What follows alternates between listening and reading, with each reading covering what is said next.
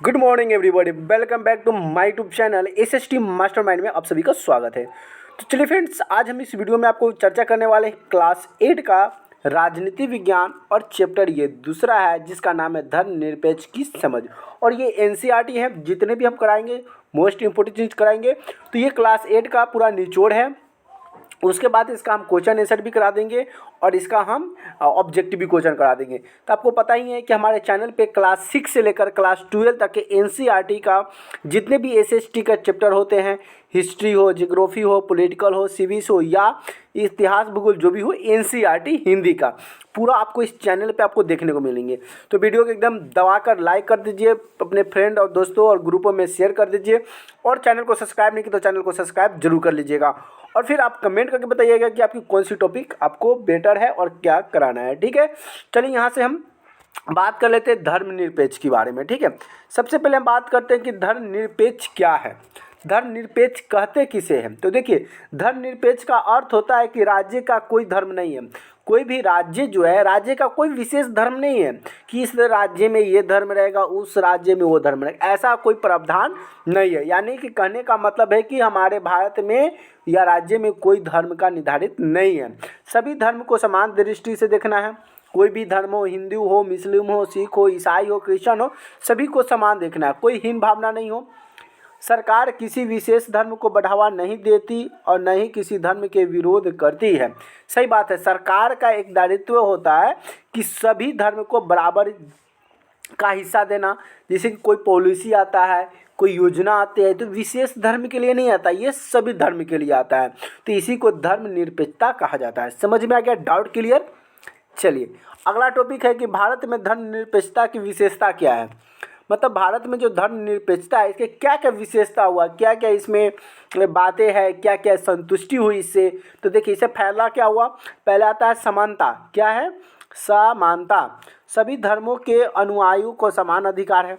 सभी धर्म को, ऐसा नहीं है कि कोई धर्म को उसको मंदिर नहीं जा सकता है, कोई धर्म में मंदिर जा सकता है, किसी धर्म में गुरुद्वारे जा सकता है, कोई धर्म में अपना मस्जिद जा सकता है। तो सभी को एकदम समानता का अधिकार है, सभी धर्म का अनुयायी का अधिकार है। उसके बाद आता है स्वतंत्रता। स्वतंत्रता का मतलब होता है आज़ादी। नागरिकों को अपनी मर्जी से धर्म मानने, न मानने या बदलने की स्वतंत्रता है। ये स्वतंत्रता का अधिकार है। अगर मान लेते हैं किसी को अगर मुस्लिम धर्म पसंद नहीं आया, इस्लामिक धर्म पसंद नहीं आता है, अगर वह हिंदू धर्म अपनाना चाहता है तो हिंदू में आ सकता है। कोई अगर क्रिश्चियन है, अगर उसको मन है कि नहीं हमको सनातन धर्म में आना है, हमें हिंदू धर्म अपनाना है, अच्छा लगता है, तो वो हिंदू धर्म में आ सकता है। उसके बाद है असहमति का अधिकार है। राज्य किसी धर्म का पालन या प्रचार नहीं करता। सही बात है, राज्य जो है कोई अपनी धर्म का प्रचार नहीं करता है, वह अपने पूरे समाज को लेकर चलता है, पूरे अपने पब्लिक को लेकर चलता है। उसके बाद अधिकार की रक्षा करना। अल्पसंख्यक धर्मों की अधिकारों को सुनिश्चित करता है। अल्पसंख्यक जो दूसरे लोग हैं, दूसरे धर्म के लोग हैं, उसकी सुरक्षा की मांग करता है और उसकी बढ़ावा देता है और इसकी रक्षा करता है। अगली हम टॉपिक बात करते हैं। अगला टॉपिक है कि धर्मनिरपेक्षता का महत्व। धर्मनिरपेक्षता का महत्व क्या है। तो महत्व की बात करें तो धर्म के आधार पर भेदभाव समाप्त करना, इसका एक महत्व है धर्मनिरपेक्षता का। समाज में शांति और सद्भावना बनाए रखना, धार्मिक कट्टरता और संघर्ष को रोकना, ये सभी काम होता है किसका। तो धर्मनिरपेक्षता का महत्व होता है। अगला हम बात करते हैं कि संविधान और धर्मनिरपेक्षता में क्या अंतर है। तो देखिए, भारतीय संविधान में धर्मनिरपेक्षता के आवरण शामिल हैं। अनुच्छेद 14 समानता का अधिकार कहता है, अनुच्छेद 25 जो है धर्म की स्वतंत्रता और अनुच्छेद 26 धार्मिक संस्थाओं की स्वतंत्रता। इस पर विचारों का मजबूत करना, विचारों को मजबूत करता है। ये सभी जो है ना आर्टिकल, हर आर्टिकल में कुछ कुछ प्रावधान दी गई है, अलग अलग भाग में विचार दिया गया है कि 25 में करा है कि धर्म की स्वतंत्रता है, किसी को धर्म मानने की स्वतंत्रता है, कोई धर्म अपना सकता है, जिसको जो मन करे वो धर्म में वो अपना सकता है, कर सकता है, लेकिन किसी धर्म के विरुद्ध कोई गलत अपशब्द नहीं बोल सकता है।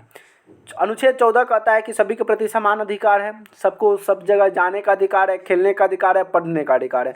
अनुच्छेद 26 कहता है कि धार्मिक संस्थाओं की स्वतंत्रता है, सभी अपने अपने धर्म के प्रति अपने अपने स्थान पर जा सकता है, वहाँ पे कोई रोक टोक नहीं है, जिसे विचारधाराओं को मजबूत करता है। अब आगे अगला आता है अन्य देशों की तुलना। क्या है, अन्य देशों की तुलना। भारत का धार्मिक निरपेक्षता मॉडल पश्चिमी देशों से भिन्न है, मतलब अलग है। भारत सभी धर्मों को समान महत्व देता है, यानी सही बात है, भारत जो है सभी धर्म के जो लोग हैं सबको समान अधिकार देता है, जबकि कुछ देश में धर्म को पूरी तरह से राज्यों को अलग रखते हैं।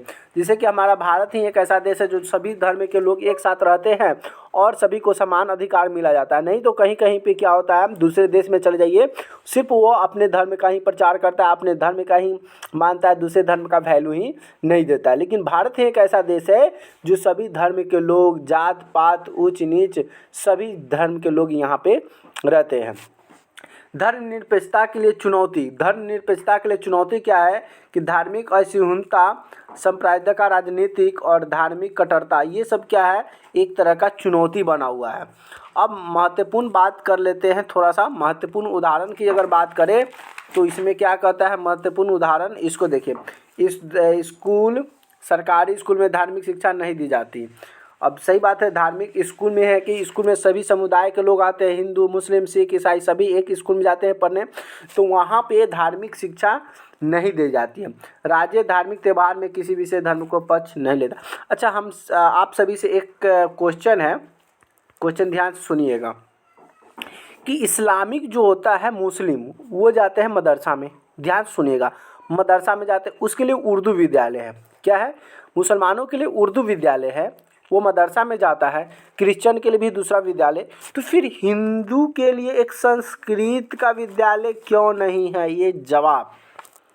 ये सभी आप लोग थोड़ा सा इस वीडियो को दबा के थोड़ा सा शेयर कीजिए, तो हम फिर से आप क्वेश्चन समझ लिए। मेरा ये क्वेश्चन है कि जब मुस्लिम के लिए उर्दू